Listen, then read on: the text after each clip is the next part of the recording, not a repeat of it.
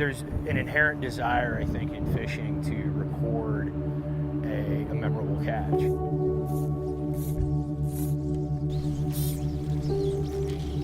This enormous sense of achievement, because especially so in fly fishing, there's a lot of time and effort that goes into that to get to that point. You start to see kind of subtle details and things that you wouldn't normally, unless you're spending hours on end obsessing over a fish. Oh, he looked at it. I've been kind of obsessed with fishing ever since I was probably, 4 or 5 years old. It was something I wanted to try. That's where that fish is. The process intrigued me. It's been kind of a lifelong obsession. Just kind of blot it out. And then the artwork started about 10 years ago now. It's something that's so unique. I was kind of drawn to it. There's just a natural tendency to want to take a photograph or have some sort of indelible image. So what we're doing is called gyutaku. It means fish rubbing in Japanese. You capture such fine detail with this method. If you think in terms of a leaf rubbing, that's essentially what we've done here. We made a leaf rubbing, except we used the fish. It's just something in the back of my mind, like I have to learn that, I have to go do that. Belly with a little bit of pink too. Something I learned in Japan. I actually sought this out. Just read it pretty heavy on the back. It's a great way to preserve a memory of a personal best or some sort of achievement. I try to kind of honor and preserve the memory of the fish as much as the memory of the experience. There's a story that goes with every print I do. There's a long list of fish that I'm wanting to print. I'll tell you what, I use it as therapy. Liquid therapy, I call it. I want my artwork to do justice to the fish. I want it to be as accurate and as artistic a representation of that fish as I can. There we go. It's nice to be able to get out and just kind of clear your mind. This is a great way to do that. It's an achievement, it's almost like a diploma. It says I've gotten this far in fishing that I can go out and do this. The start of their day. We got a big day. I know. Is usually something like this. You're doing good, but it's just some subtle things. I mean, back in the day, it was just a different time. A teen and his mentor. Man, I don't know if the principal's still the same. The principal remembers me. Man, I was a badass kid. He used to have to take me to McDonald's. Like, he'd be like, if you do good for a week, I'll take you to McDonald's. The pair are on the road to change. A long road with stoplights at every block. It's a road that can't be understood unless you start at the beginning. Unless you start right here. I was part of the Crips. And they all have a story. Goes back to when I was about a 6th grader, developing and hanging out with the wrong group of friends in middle school. I already had a rough past, lost my mother. I always felt like the kid on an island, you know what I'm saying? I always felt out. I wanted to feel in. My thing was, what I was good at was committing crime. So that's what I would do to make my money and to earn my rep and my stripes. And then it caught up to him. Sam was just 16 years old and behind bars for robbery. 8 months in juvenile jail. Yeah, I deserved it, but I let that do something to me, and it did something positive in my life. Change didn't really start until this guy arrived. Jason McBride, an employee and mentor with a local nonprofit called the Gang Rescue and Support Project, also known as GRASP. The path that he was on, he was going to end up getting shot in the right eye like me. I have an old proverb that I tell the kids when I talk to them, an old Chinese proverb, and it states, if you want to know what's on the road ahead, ask somebody who's walking back. And that's me. I'm the guy that's walking back. And I'm trying to show him everything that's on the road ahead that he's trying to walk down. And I'm like, I'm walking back from there, so there's nothing up there that you want. Oh. And like most young people, the advice just never sticks the first time. Down there in that trail, one of my homies got robbed, and I tried helping him out, and eventually it led us to getting shot at. Man. But at nighttime, this will be where you make your money. It took an incident here.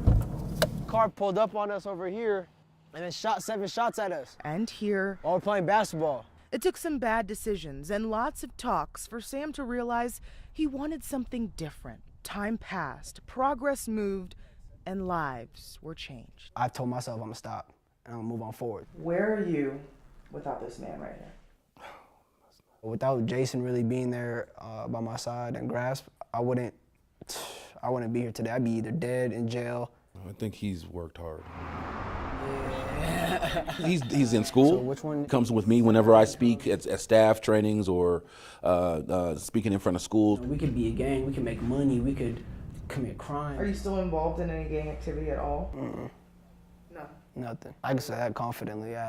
That's something I'm leaving in the past, and I have left in the past. Worst thing you do now is not clean up your room, huh? And then Jason gets calls about it. Yeah, I get calls when he doesn't do anything. I still get calls, and we're working on his room and him cleaning up. I'll take that over. We're worried about him getting shot at and selling drugs. Oh, so it's the middle one. So this is the person Sam wants you to know. Not a gang member, not a felon. I want also like my story to not just only influence gang members, but like everybody. He wants you to see him as a young man trying really hard to stay on the road to a better life. Just know that you can be somewhere in life where you don't feel like nothing's gonna be better after this, and you can move on. It was pretty much like that. It really was. One claw comes all the way through, right up the top of my thigh. On a rainy Sunday in the small town of Westfield, Pennsylvania, large crowds gather at the volunteer fire department, I'm glad you showed up. interested in what one man has to say. To have a bear just tear your face off, that's pretty crazy. An encounter with a grizzly about a year ago, some 1,900 miles west of Lee's home in the mountains near Du Bois, Wyoming. Lee Brook, his brother-in-law George, and 2 friends set out to hunt elk. It's a great place to hunt elk. It was a trip that forever changed Lee's life. There's a teardrop right there, running right down my face. No longer able to control tears, a good portion of his face gone. He depends on a trach to tell his story. I don't know how to say thank you. Lee recalls the attack while also thanking those who have given time, money, and prayers. Yes, these are $1 a piece. In a county of just more than 40,000, he was the lone Maytag repairman. He knows just about everyone here. Friends and longtime neighbors hang on every word. I should have bled to death right there. I should at least drown on my blood. His story starts with success, a kill. Lee approaches an elk he shot a day earlier, but he sees something telling him he's in extreme danger. Debris covering the game is a clear sign to Lee that a bear has claimed the elk for herself and her cubs. I still feel the adrenaline rush from seeing the elk. Immediately, Lee turns to leave, but he is quickly off his feet, into the air and into the paws of a giant grizzly, grabbing him from behind. She rode me down that slope. Lee says it all happened so fast. It was my nose and my mustache laid on the ground. Now I knew what was wrong with my face. He's knocked unconscious. I felt her sniffing my cheek. I felt the whiskers right here. You don't even know how long you were out at that point, right? I thought it was seconds. He has no choice but to fight. Not sure he would survive, the thought of death doesn't cross his mind. He's determined to see his wife Martha again. I couldn't see. With blood in his eyes, he knows it won't be easy. He hits the bear. She bites into his arm. His gun not with him, a steak knife in his pocket, his only hope. I don't know that I would have been brave enough to stab her if I could see her. So I had to lean in to stab her in the head. So I was this close to her nose. After several strikes, Lee says the bear leaves. He is now alone, separated from his hunting party, but now more than ever, determined to live. This was laid out. This eye had torn up here and this had flopped down. He says he felt no pain. That, paired with his survival, Lee calls a miracle. I think that was a divine intervention. Lee says he sat alone for about an hour in the woods. I said, Lord, I could use a little help about now. His prayers were answered. Not knowing it at the time, his yells were heard by a couple in the area. They call for help, but that help doesn't find Lee before brother-in-law George arrives. And I could hear Lee down over the bank. George first finds Lee's nose and mustache. I said, oh no, this ain't gonna be good. George puts the nose and upper lip in Lee's pocket. Sticks it in my pocket. Said, hang on to this till we get you off the mountain. Anxious to find help, they start the slow journey down the mountain to reach cell service. 911, what's the address of the emergency? He's bad. It ripped his face right off. He got bit by a grizzly? I took my t-shirts off. I tried to keep him warm. He was kind of shaking.